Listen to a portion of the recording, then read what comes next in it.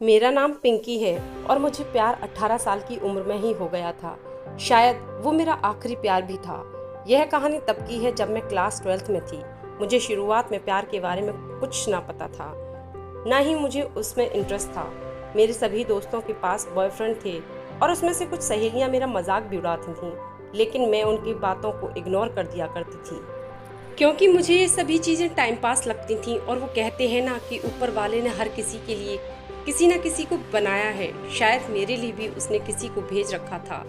धीरे धीरे वक्त बीतता गया चला गया और मैं 12th पास कर दिल्ली आ गई अपने आगे की पढ़ाई के लिए।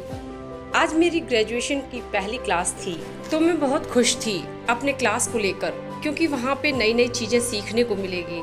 अपने दिमाग में ये सारी बातें सोचकर मैं मन ही मन मुस्कुराए जा रही थी।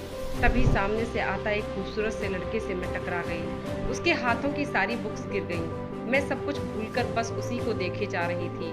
उसकी आंखें और उसकी मुस्कान इतनी मनमोहन थी कि मैं बस उसमें खो सी गई। तभी उसने कहा, हेलो, ध्यान कहाँ है, मेरा बुक उठाओ। मैंने कहा सॉरी। उसके बाद वो क्लास में चला गया।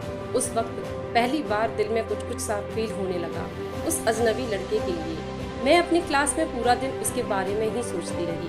क्लास खत्म होने के बाद मैं उस लड़के से मिलने के लिए बेचैन सी हो गई थी। तभी वो मेरे सामने से अपने दोस्तों के साथ बात करते हुए जा रहा था। मैंने उससे बात करने की सोची, लेकिन कर नहीं पाई। मैं मन ही मन उस लड़के को अपना दिल दे चुकी थी। एक दिन की बात है, मैं अपने घर से कॉलेज के लिए जा ही रही थी कि मेरी नज़र उस लड़के पे पड़ी। मैं भागती हुई उसके पास गई और मैंने उसको हाय बोला। फिर कुछ देर बाद हम दोनों में बातें हुई और हम दोनों अपने क्लास में चले गए। धीरे धीरे हम दोनों की दोस्ती प्यार में बदल गई और एक दूसरे के साथ घंटों बातें करना, साथ घूमना, प्यार भरी बातें करना, ये हमारे रोज के कामों में शामिल हो गया था। एक दिन जब हम दोनों कॉलेज से घर जा रहे थे, बीच रास्ते में तेज बारिश होने लगी। सामने कोई घर था नहीं, तो हम दोनों एक घने पेड़ के नीचे चले गए। धीरे धीरे बारिश और तेज हो गई और हम दोनों और भी करीब आ गए। हम दोनों के रिलेशन को 2 साल हो चुके थे। मैंने उससे पूछा, क्यों ना हम लोग अगले साल शादी कर लें।